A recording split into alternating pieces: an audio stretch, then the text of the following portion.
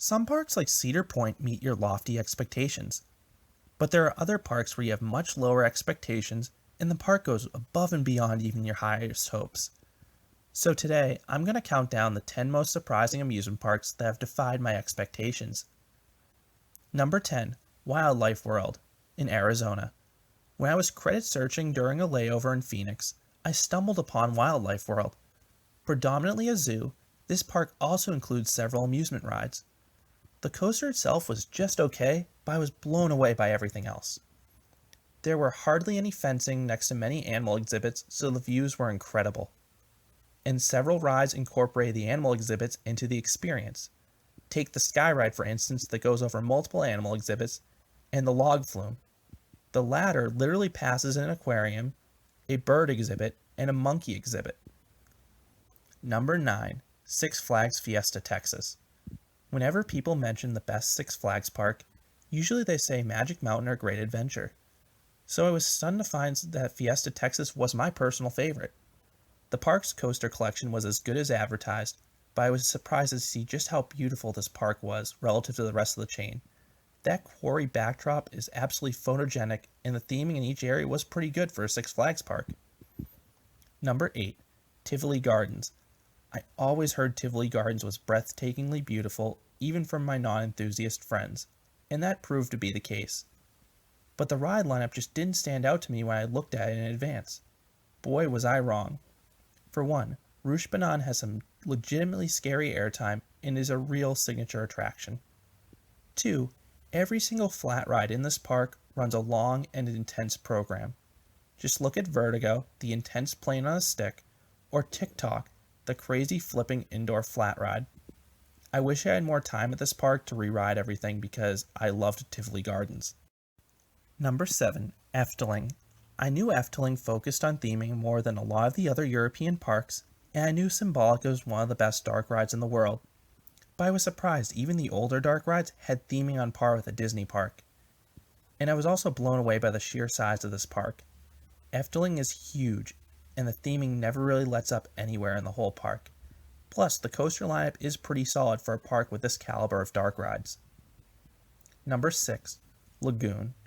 One of the most geographically isolated parks in the United States, I visited Lagoon for Cannibal, and that ride delivered. But I was stunned just how amazing the rest of the park was as well. The supporting coasters were great, and the park had an extensive and unique flat ride lineup. The most notable was the Flying Aces flying scooters. I would go as far to say they ran a better program than Knoebels, since the operators openly allowed snapping. And there were 2 great dark rides as well. Lagoon was also extremely charming and had some of the most efficient ops I've ever seen. Dispatches were on par with Knoebels for many attractions, which is a tremendous feat. Number 5, Waldameer. My first visit to Waldameer occurred on a day with torrential downpours all afternoon. For reference, almost every other park in the area closed, but not Waldameer. Not only did they open, but they stayed open until 8, despite how there were hardly any guests there. That's top-notch customer service. I also love the park's charm, friendliness, and the ride lineup. Everyone knows how awesome Ravine Flyer 2 is, but the park had 2 interesting dark rides, some good flats, and an excellent log flume.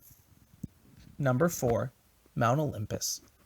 One of the most universally hated amusement parks in the world, I expected the worst from Mount Olympus. I expected ride closures, inefficient ops, unfriendly staff, and brutally rough woodies. But almost none of that came to fruition. I thought the staff, both in terms of efficiency and friendliness, were on par with the Six Flags park. And none of the woodies were painful. In fact, I genuinely enjoyed this park's wooden coaster collection. Hades 360 was absolutely insane. Cyclops was an underrated coaster on par with the Raven. And Zeus had some pretty good airtime on almost every hill while being relatively smooth. Number 3, New Reoma World. I knew nothing about this park prior to visiting, but this is one of the hidden gems on my Japan trip. This park may not have a standout coaster, but its signature rides are much better themed than you'd expect. My favorites were Spaceship 2056, the Space Mountain ripoff, Battle Beasts, a fun indoor shooter, and Rainbow Bandits, a hybrid of Peter Pan and It's a Small World. Number 2. Nigloland. Going into my visit, I knew nothing about this park outside of Alpina Blitz, the Mack Megalite, and that coaster was fantastic. But the rest of the park was stunning as well.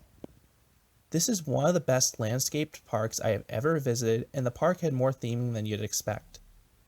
Some of the other standout attractions were Spatial Experience, the indoor mock coaster, Donjon de Extreme, one of the world's tallest drop towers, Africa Cruise, a possibly politically incorrect take on the Jungle Cruise, and Manor Hante, a unique haunted house.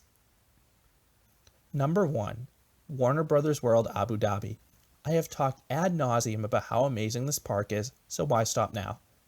This park is loaded with Disney or Universal caliber dark rides, including Batman Night Flight, their take on Forbidden Journey, Anna Mayhem, a shooter combining physical and electronic targets, Scooby-Doo Museum of Mysteries, basically Pooh's Honey Hunt with Scooby-Doo instead, Flintstones Bedrock River Adventure, essentially Pirates of the Caribbean with the Flintstones, and Justice League War World Attacks, essentially Spider-Man with the Justice League instead. I think this park took me by surprise since it was a relatively new park with minimal coverage, so word of mouth hadn't yet spread. But every review I've seen since my visit has praised this park for the incredible theming, and rightfully so. So those are my 10 most surprising amusement parks I have ever visited. What are the most surprising parks you have ever visited? I'd love to hear your thoughts down below. Subscribe for more coaster content here at Canopy Coaster, and thank you for listening.